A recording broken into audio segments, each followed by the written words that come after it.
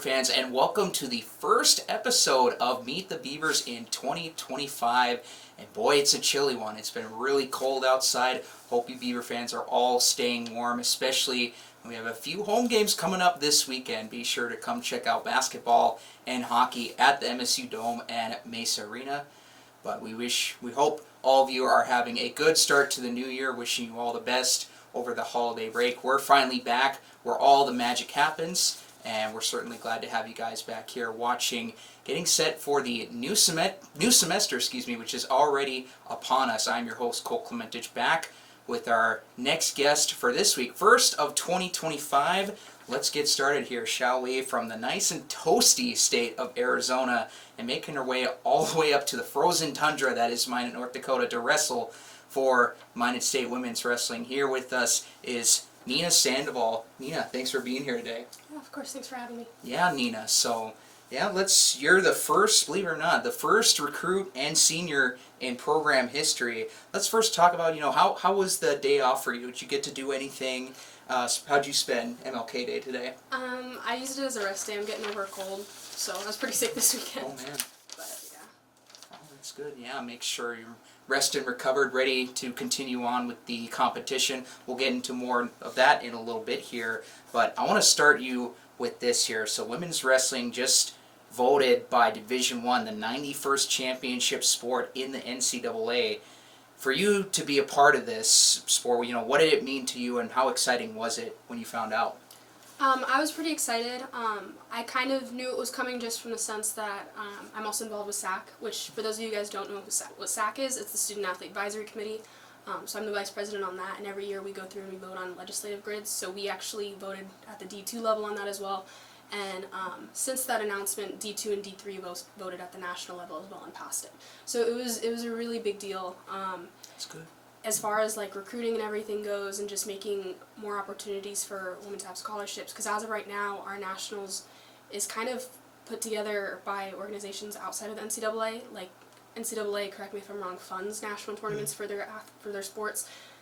Ours wasn't, so we had a national tournament, but it wasn't funded by the NCAA. It was funded by like NCWC, I forget the exact acronym, but it wasn't NCAA, it was like a National Collegiate Women's Wrestling Association. I see what you're getting at. Something yeah, like I've that. Seen it. Yep. And then supported by different other boosters like Wrestle Like a Girl and a couple of other different programs and stuff that would put it together for us. So it's going to be a really, really big deal, because now some of those other programs like Wrestle Like a Girl, I know that they do a lot of funding for starting up different wrestling programs and stuff too. Now that they can use that money instead of towards our nationals, they can put it towards helping even more girls have opportunities to wrestle too. So it really, really, really helps just kind of make this sport even more powerful and impactful, and it helps it grow a lot more. So that's good, and it's really cool that you guys had a vote in it too. Yeah. I know, but last I saw, Division I voted to approve it. I assume D2 and D3 also approved of that as well. Very good to hear about that. So compare the sport, from a couple years ago to now, to see it grow, this rising trend, how much has changed or grown from your perspective? A lot. There's already been so many new programs, and even I think it's easier to see at the high school level too, because when you're in college and you're participating, you don't really see what's going on around you because you're so focused on, what's right in front of you. But like looking back at even my high school, like I was the only girl when I wrestled there, and now I think that their girls team is 3rd in the state or something like that, I saw. They're ranked for sure. I believe it was 3rd. And obviously those rankings kind of change week to week depending on tournament results and stuff, but even from that aspect, it's insane. And I think Arizona has 2 girl divisions now at the high school level, so it's easier to look back and kind of see and compare to what I experienced and what's going on now. But at the college level, it's just, that it's grown. That's the biggest thing, and it's gotten a lot of attention. Just especially with different legislative grids and stuff that we've gone through with SAC. There's been a couple different things that we've voted on already that affect women's wrestling as a sport. So that's really cool to see as well, because it shows that they're trying to improve it and everything. But yeah.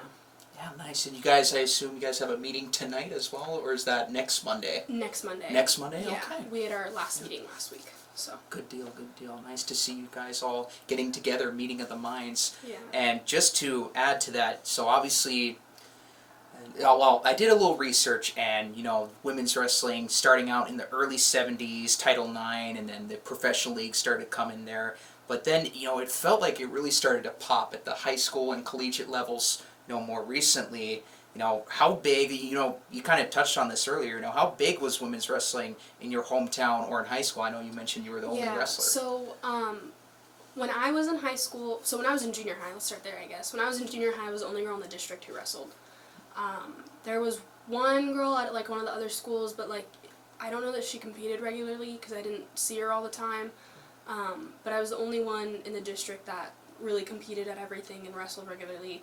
I wrestled JV my 7th grade year, and then 8th grade I wrestled varsity most of the year, but like didn't win a lot of matches. And then my freshman year, I wrestled on our guys' freshman team, which our high school kind of did things a little bit different because they tried to get the freshman exposure, so like they would take our freshman team to compete before our JV team sometimes. So that was kind of interesting, but I like wrestled off for a position on that lineup against boys. And when I was practicing and everything, I practiced with our guys varsity and stuff like that. So just the fact that they have more girls now is a really big deal.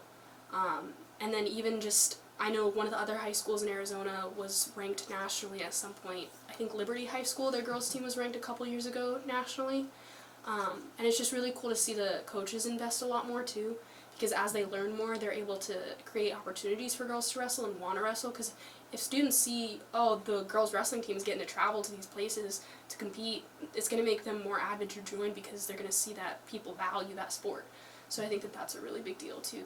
Just people have so much more care and thought about what goes into putting those teams together and giving them opportunities. Yeah, and it's not unusual. You mentioned, practicing with the boys' team. Yeah. I believe Velva High School here in North Dakota, they have a team, and I believe they have 1 or 2 girls wrestlers. It's been a while since I've covered one of their matches when I was freelancing, but I think they're doing pretty well. So yeah. It's just it's amazing to see what has been going on, and since then, your first time being recruited. What was that moment like when Minot State came calling? Did you know at all that they were a first-year program? Yeah, so my brother wrestled at Minot State under 40, so I knew 40, and I remember being at high school nationals in Fargo. So for those of you guys who don't know, every state kind of submits a high school team. You have to qualify for the high school team, and it's called like Fargo Nationals. So I was in the Girls USA, Arizona national team. I forget the exact order of the words, but I was actually on the first Arizona girls team that they sent to this nationals, and so that was my freshman year. But then my junior year, going into my senior year, because it's a summer tournament, I'd seen 40 at Fargo, and he's like, hey, like, we're going to be getting a girls coach, and he was just kind of like, I'll keep you in the loop. And so I kind of had an idea, but I was still, obviously looking around. I had a lot of schools reaching out to me and stuff because I had national rankings and stuff at the time already. But yeah, I didn't really know what to expect. And I think that one of the weird things for me too was that it was a girl coach, she was a female, which I had never had a female coach before. Really?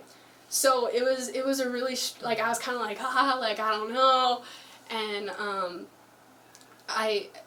we ended up aligning very, very well, and I think that our expectations of work ethic and everything aligned very well.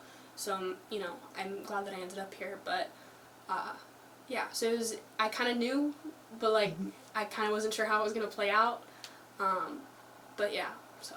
Hey, shout out to Coach 40 for getting the ball rolling on that, and expanding on the movement here. Let's talk about today. How is your season going for you and as a team? What stands out to you on an individual basis, and, as the whole group, what stands out?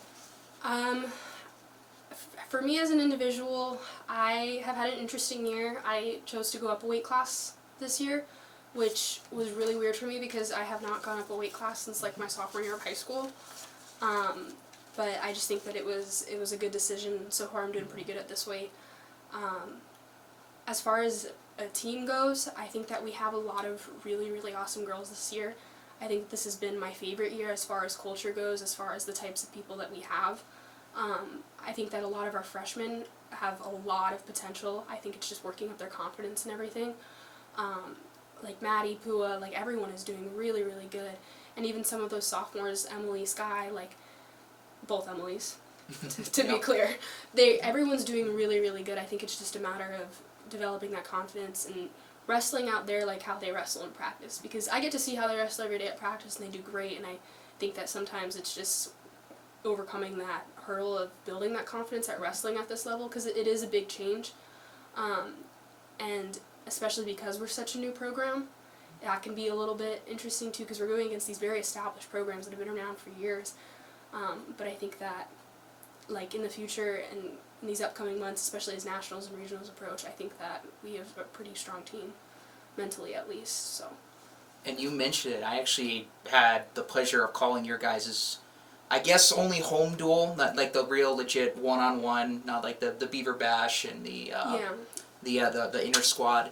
But I had the pleasure of calling your guys' match against Sioux Falls, and seeing some of those freshmen, I'm thinking this is a really good group. So I'm with you there. And for you, you just had senior night, the only one there honored. Talk to us about that special moment. What was it like for you? It was a little weird, especially in the sense that, like, I'm technically a junior, and that goes into my academic program and stuff. So it was just it was honestly a little sad because, like, I didn't have the other people that I came in with walking with me, which, I mean, it's purely just because of my academic program.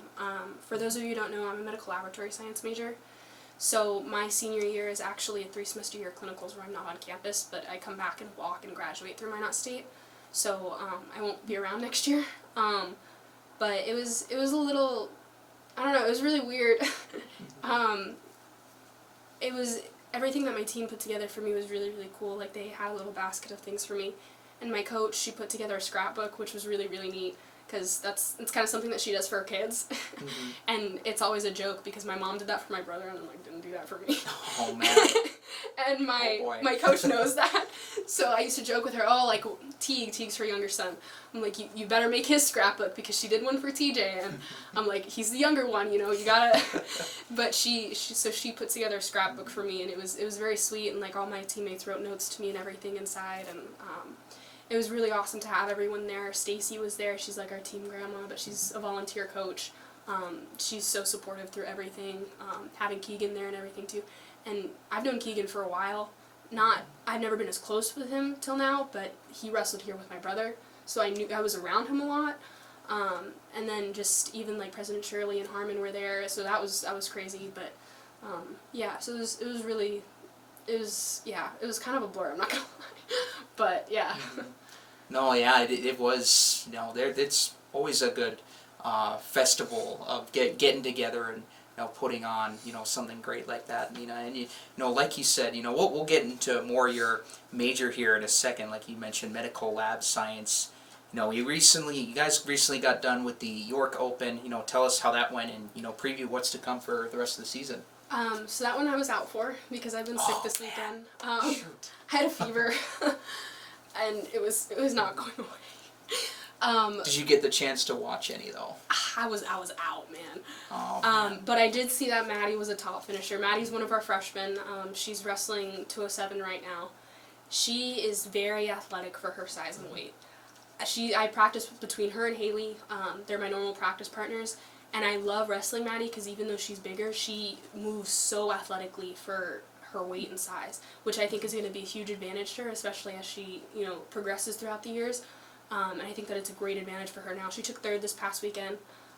She's from Utah. She's really cool too. And she just, I love her attitude on the mat and everything too. She's such a happy person, and she's a great partner, and like I said, I think that she's going to do really, really good these years to come. So, yeah. Oh, good stuff there. And now moving away from the mats, let's talk about class. So like you said, medical lab science. Tell us a little bit some of the things you learn in there, and what's kind of like the day-to-day life for you. Well, I take a lot of science classes for obvious reasons. So like this semester for me, I'm taking A and P2, not so bad. I'm taking like microecon to get some gen eds out of the way. And then I have Introduction to Clinical Microbiology, Molecular Diagnostics, and then Biochem. So basically the career that I'm working towards, a lot of people go into diagnostics, so anytime a doctor's like, we're going to take a sample of this and send it to the lab, I would be the lab. You can specialize in different things, so like hematology, which is like blood work. You can specialize in like urinalysis, which is like analyzing urine, different things like that. And basically our job is to help diagnose or help figure out what tests should be run further. This way doctors aren't like guessing at what tests to run and wasting money in the hospital, so we actually save hospitals a lot of money. But yeah, and then this past summer I actually got to do a cancer research program at University of Iowa, which I loved. It was so fun. And I met a lot of really cool people in the wrestling community there as well. So basically during the week I was working like 40 hours a week in the lab, and then before or after I would go lift or wrestle with a friend. On the weekends I would drive to go wrestle. So like I ended up wrestling with a friend in Ames. I wrestled a little bit in Iowa City. I wrestled a little bit in New Hampton. And yeah, it was really, really cool. It was a lot of fun. So That's really cool. And correct me if I'm wrong. We had a wrestling grad who's off doing life now. He had a sibling at Iowa, correct? yes, Caden White. Caden White. His sister is Olivia. Yeah. Okay.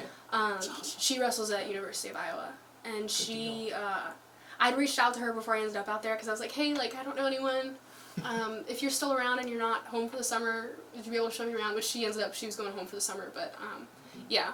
So I've talked to her before, but we're not close or anything. But yeah. No, good deal. Good. Oh, but still good to have those connections. And since your start as a freshman here at Minot State, talk to us, about the campus. What were your first impressions, and then compare that to now. How much has changed?